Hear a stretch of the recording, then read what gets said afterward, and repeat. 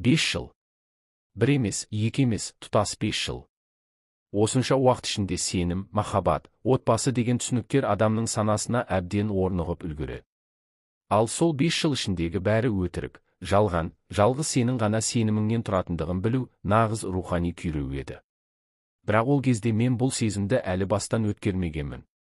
Әлі де бақыттымын деп сенетінмін. Менің атым Айдана, жасым 33-те. Алматыда тұрамыз. Күйеуім Нұрланмен 10 жыл бұрын танысқанмын. Ол кезде университетті енді ғана бітіріп, жұмысқа орналасып жатқанмын. Нұрланмен таныстығым тағдырдың сыйындай көрінген, сыпайы, білімді, мәдениетті, болашағы бар жігіт. Екеуміз 4 жыл кездесіп жүріп, үйлендік. Алғашқы кездері бәрі керемет еді. Ол мені алақанына салып ұстайтын. Туған күнімде тосын сыйлар, гүл, романтикалық кештер. Жылдар өте келе күнделікті тіршілік бізді де жұтып әкетті. Бірақ мен отбасымызды әлі де бақытты санайтынмын. Шүкір, басымызда баспанамыз бар, тұрақты жұмысымыз, кейде шетелге саяхаттап тұрамыз. Бір ғана өкініш, бала сүйе алмай жүргеніміз. Менің бойымнан еш ақау табылған жоқ, дәрігерлер Нұрланға тексерілуге кеңес берді. Бірақ ол әркез уақыт жоқтығын, бәрі бір Алланың қалауымен дейтіндігін алға тартатын. Мен оған сендім. Сенуге тырыстым. Бірінші күмәнім өткен жылдың күзінде пайда болды. Нұрлан іссапарға жиі шығатын болды. Бұрын айына 1 рет бара қалса, қазір апта сайын жоқ болып кетеді. Телефонына үнемі пароль қойып жүретін. Бұрын бұлай істемейтін. Бірде түн ішінде оның телефонына хабарлама келіп, жарық жанып қалды. Мен байқамай қарап едім, күнделікті сүтті ұмытпа. Баланың іші өтіп жүр деген жазу тұр. Есім кетті. Бала. Қандай бала? Бізде бала жоқ қой. Кім жазды? Дедім таңғы ас кезінде. Офис менеджері шығар. Бір әріптесіміздің қызы ауырып жатыр еді, деді жайбарақат. Мен сенгендей болдым, бірақ бірдеңе ішімді тырналап тұрып алды. Сол күннен бастап мен аңду режиміне көшкендей болдым. Нұрлан үйге кешігіп келсе, қоңырау шалсам, жиналыста едім дейтін. Киімдерінен парфюм иісі, басқа әйелдің иісіндей көрінетін. Бірде күртесінің қалтасынан балмұздақтың чегін тауып алдым. Екеуміз балмұздақ жемейтінбіз, екеуміздің асқазанымыз оған ауыр тиеді. Ең таңғаларлығы оның мінезі өзгерді. Бұрынғыдай менің не істеп жүргеніме қызықпайтын болды. Бұрын жұмыстан кейін міндетті түрде қоңырау шалатын, қалайсың, не істеп жатырсың деп сұрайтын. Қазір тіпті кешкі ас ішіп отырып та телефонынан көз алмайды. Бірде мен үй тазалап жатып, оның ескі сөмкесінен бір бума қағаз тауып алдым. Ішінде пәтер жалдау келісімі, балабақша түбіртегі және бір әйелдің аты жөні бар медициналық анықтама. Әйелдің есімі Ләйла, жасы 28-де. Анықтамада жүктілік 4 айлық деп жазылған. Датасына қарасам 3 жыл бұрын. Демек, олар бұдан 3 жыл бұрында бірге болған. Қалай ғана байқамадым.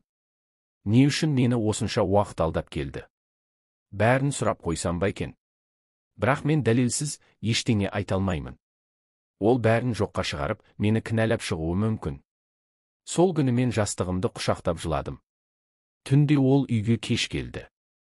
Мен оған түк болмағандай қарадым. Бірақ ішімде дауыл тұрды.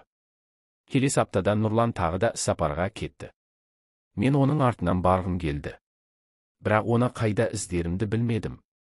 Досыма айтып көмек сұрауға да ұялдым. Ақыр соңында интернеттен жеке детектив таптым. Бағасы қымбат болды, бірақ мен шындықты білгім келді. Ол басқа біреумен тұрады. Бала да бар. Мен дәлелдерін жинап берейін, деді детектив сенімді түрде. Менің жүрегім тоқтап қалғандай болды. Бала. Үй. Әйел. Бұл тек бастамасы ғана еді. Күйеуімнің 2 өмір сүріп жатқанын естігенде, алғашында оны жоққа шығарғым келді. Детективтің сөзін дәлелсіз қабылдай алмадым. Жоқ, мүмкін, ол қателескен шығар. Әлде ол әйел жай танысы, бала өзінікі емес. Мен өзімді алдап отырдым. Бірақ ішімдегі бір дауыстың маза бермейтіні сонша, таңертең күліп тұрған кейіппен оянып, кешке жастыққа жасымды төгетін болдым.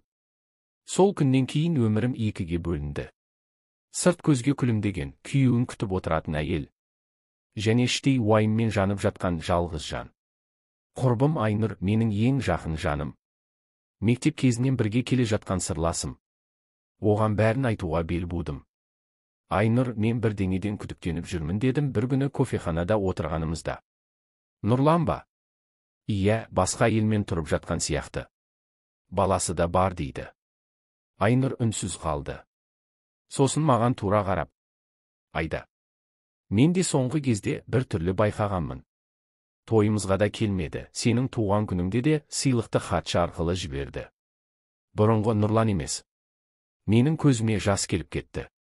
Көз жасымды көрсетпейін деп терезеге қарап қалдым. Айнұр қолымды ұстады. Сен жалғыз емессің. Егер рас болса, оны әшкерелейміз. Ал жалған болса, жаның тынышталады. Келесі күні детектив фотосуреттер мен видео әкелді. Ең ауыр сәт осы болды. Суреттерде Нұрлан мен бір жас әйел Ләйла және кішкентай бала шамамен 4 жастағы қыз. Олар саябақта серуендеп жүр, супермаркеттен азық-түлік алып жатыр, ал бір видеода Нұрлан қызды мойнына отырғызып, қызым деп атап тұр. Қыз, папа дейді. Жүрегім шаншып кетті. Бала оның қызы. Анасы басқа әйел. Ал мен ше? 10 жыл. Уақыт, сенім, армандар. Кешкісін Нұрлан үйге келді. Мен ештеңе демедім. Тамақ істедім, дастархан жайдым. Ол да үнсіз отырды. Әдеттегідей телефонын шұқылап отырды. Мен оны алыстан бақылай бердім. Бір сәтке бәрі түс көргендей көрінді. Бәлкім, бұл басқа Нұрлан шығар. Мүмкін, ол жалғыз басты әйелге көмектесіп жүрген шығар. Мен оны сұраққа тартқым келді. Бірақ қорықтым. Жауап алудан емес, жауабының рас болуынан қорықтым. Сол түні ұйықтай алмай шықтым. Телефонын алғым келді, бірақ ол жастығының астына жасырып қойған. Күдігімді сезгендей болды ма екен? Түнгі сағат 2:30-да оның телефоны шырылдады. Ол орнынан атып тұрып, телефонды алып, ваннаға кетті. Есікті іштен жапты. Дәл сол сәтте менің ішімдегі соңғы үмітім де сөнді. Есіктің артына барып тыңдадым. Жаным, мен сені де, қызымды да қатты сағындым. Тағы бір апта шыдашы. Барлығы реттеледі. Бітті, міне, осы сөздер соңғы соққы болды. Таңға дейін жыладым. Ішім алай-дүлей. Қалай ғана 5 жыл бойы алдандым. Қалай ғана адам сүйіп тұрып, осынша сатқындыққа бара алады. Келесі күні жұмыстан демалыс алдым. Жаңа бетбұрыс жасау керек екенін түсіндім. Айнұрмен тағы кездестім. Екеуміз жоспар құрдық. Ләйлямен кездесу, Нұрланмен бетпе-бет сөйлесу. Әлі де нақты шешім қабылдаған жоқпын, бірақ шындықпен бетпе-бет келмейінше тыныштық болмайтыны анық еді. Бір апта ішінде мен көп өзгердім. Әр күн сайын өзімді іштен қайта құра бастадым. Сатқындық менің әлсіз түсім емес, қайта күшті түсім болуға тиіс. Детектив Ләйла тұратын мекен жайды берді. Ол жалғыз басты, кітапханада жұмыс істейді. Бала балабақшаға барады. Әзірге Ләйла мен Нұрлан бірге тұрмайды, бірақ үнемі кездесіп тұрады екен. Мүмкін, ол да Нұрланның үйленгенін білмейтін шығар, деді детектив. Сол кезде менің жүрегімде бір сезім пайда болды, Ләйла да мен секілді алданған шығар. Мүмкін, біз екеумізде бір еркектің құрбаны шығармыз. Айдана айнаның алдында ұзақ тұрды. Шашын жинап, қара көзілдірігін тақты. Жеңіл макияж. Кешегі жылаған көздің ізі көрінбес үшін. Ол бүгін Ләйлямен кездесуге барады. Оған не айтарын білмейді, бірақ бір ғана мақсаты бар, шындықты бетіне айту емес, шындықты білу. Күйеуінің ойына қаншалықты тереңге кеткенін, Ләйляның бұл жағдайдан хабары бар жоғын білгісі келеді. Ол да құрбан шығар, деді Айдана ішінен. Егер олай болса, онда біз екеуміз бір еркектің алдауының құрбандарымыз. Кітапхана тыныш, жайлы орта. Ескі ағаш сөрелер шиқылдайтын еден, қағаз иісі. Ләйла оқырмандар бөлімінде отыр екен. Қарапайым киінген, әдемі жүзді, бірақ көзі мұңды. Оның үстеліне келген Айдана жүрегінің атқылап тұрғанын сезді. Кешіріңіз, сіз Ләйласыз ба? Деді. Иә, тыңдап тұрмын. Мен сізге бір өте маңызды мәселемен келдім. Өтінемін, қорықпаңыз. Жай сөйлесейікші. Тек екеуміз. Ләйла сасқалақтап қалды. Бірақ Айдананың көзіне қарап, бір түрлі таныстық, жанашырлық көрді ме, орнынан тұрып, екеуі жақын маңдағы кафеге отырды. Айдана әңгімені бірден бастады. Қысқа, нақты, құрғақ. Менің атым Айдана, мен Нұрланның зайыбымын. Нұрлан. Қандай Нұрлан? Сенің балаңның әкесі Нұрлан, ол менің күйеуім. Біз 10 жыл бірге тұрдық. Ләйләнің беті бозарып кетті. Көзі атыздай ашылып.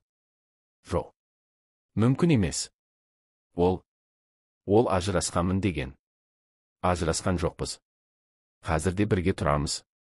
Бірақ енді тұра алмаймыз. Ләйләнің көзіне жас келді. Ол аузын басып, ұзақ үнсіз отырды. Құдайым-ау. Ол мені де алдаған екен ғой. 5 жылдан бері, деді Айдана. Қызым 4 жаста демек. Ол мені де баласыз қылып, саған әке болуды таңдаған екен. Кей сәттерде үнсіздік бәрінен ауыр. Екі әйел де көз жасына ерік берді. Бұл бәсеке емес, бұл қайғының ұқсастығы еді. Ләйлә шындықты жайып салды. Нұрланмен жұмыс барысында танысқан. Нұрлан өзін бұрын ажырасқан, енді бақыт іздеп жүрген жігіт ретінде таныстырған. Үйі жоқ екенін, уақытша пәтер жалдап жүргенін айтқан. Бізді некесіз тұруға мәжбүр етті. Үй алам, бәрі заңда болады деді. Мен оны жақсы көрдім. Қызым үшін де бәріне көндім. Айдана басын шайқады. Ішінде ашу да бар, аяныш та. Сен менің өмірімді ұрладың деп айтқым келмейді. Өйткені сен де мен сияқты алдандың. Бізді бір ер адам 2 бөлік өмірде, 2 бөлік рөлде пайдаланған. Ләйлә көз жасын сүртіп. Енді не істейміз? Деді. Бірге кездесеміз. Нұрланға 3 адам, 3 тағдыр. Бетпе-бет. Келесі күнге кездесу белгіленді. Қоғамдық орында, саябақтағы тыныш кафе. Нұрлан ештеңеден күдіктенген жоқ. Айдана оған екеуміз маңызды сөйлесуіміз керек деді.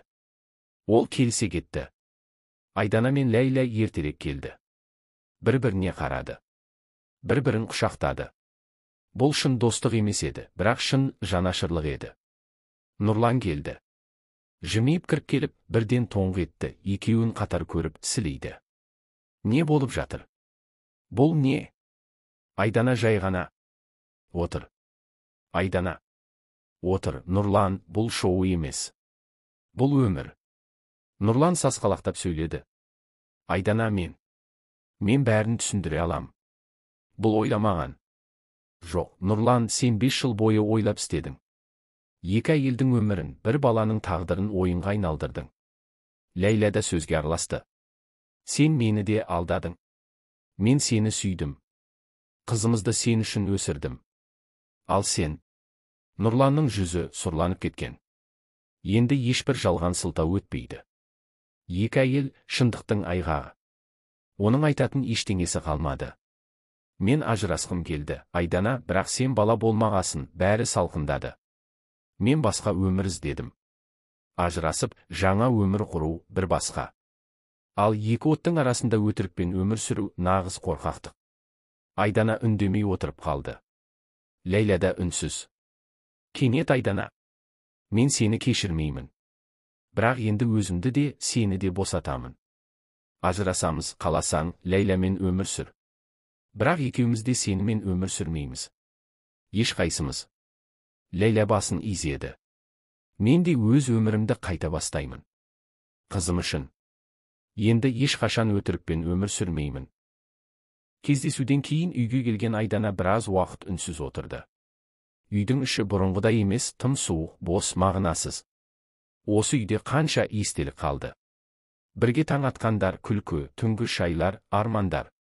Бірақ солардың бәрі енді өтірік екені белгілі болды. Қабырғаларда өтірік естіген сияқты. Айдана чемодан шығарып, Нұрланның барлық заттарын бір бөліп жинады. Әр киім бір жара.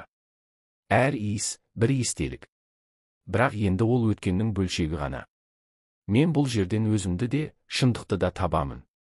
Бірақ сені жоқ. Айдана сотқа арыз түсірді. Процедура оңай болған жоқ. Нұрлан алғашқыда көнгісі келмеді, біраз уақыт өзіне жалынып, бәрін қайта бастайық деп жалынды. Қызметімде қиын болды, деді бір күні. Сен тым суық болдың. Бала болғанда бәрі басқаша болар еді. Айдана жай ғана жауап берді. Мәселе баласыздықта емес. Мәселе сенің адал болмауыңда. Ажырасу бір пара қағаз ғана емес. Бұл ішкі үміттердің өшуі. Бұл жан дүниеңнің бір бөлігін жерлеу. Бірақ Айдана енді әлсіз емес еді. Ол енді бұл үдерісті босату деп қабылдады. Ажырасқаннан кейін Айдана өз өміріне қайтадан иелік ете бастады. Бірінші өзгеріс жұмыс орнын ауыстыру болды.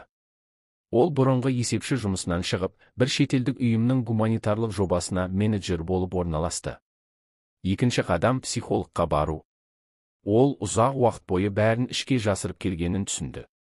Әңгімелесу арқылы ішкі ауырлықты жеңе бастады. Үшінші, саяхат. Айдана алғаш рет өзімен бірге Болгарияға барды. Ескі қала көшелерімен жалғыз жүріп, бұрын ешкімге ашпаған армандарын ойлады. Мен өзімді алғаш рет шын еркін сезіндім деп жазды күнделігінде. Кейін Ләйлямен арасы үзілмеді. Ол да Айдана секілді өз өмірін қайта құрды. Қызы, Жанерке енді мектепке баратын жаста. Бір күні Айдана екеуі кездесіп отырғанда Жанерке жүгіріп келіп: «Тәте, сіз өте әдемісіз», деді. Айдана күліп, оның маңдайынан сүйді. «Сен де сондай әдемісің, ботақан». Айдана алғаш рет өзін ана секілді сезінді. Бұл биологиялық аналық емес еді, бұл рухани, жүректен шыққан байланыс еді. Ләйла оған қарады да: «Сен осы өмірге келіп, менің де жанымды емдедің. Құдай саған бақ бере гөр». Айдана оның қолын ұстады. Екі әйел енді бәсекелес емес, күрестен өткен, бірі-бірін түсінген жан еді. Бір күні Айдана поштасынан хат тапты. Қарапайым конверт.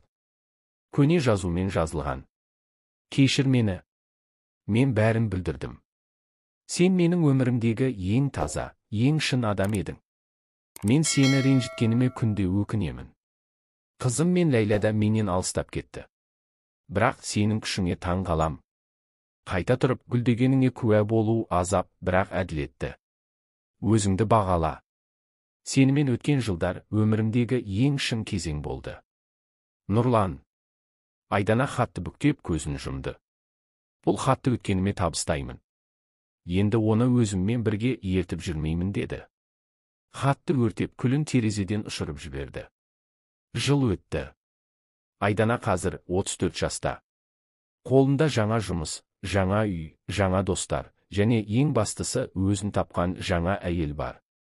Бір күні айнаға қарап тұрып былай деді: «Мен енді біреудің жары болу үшін емес, өзім үшін өмір сүремін.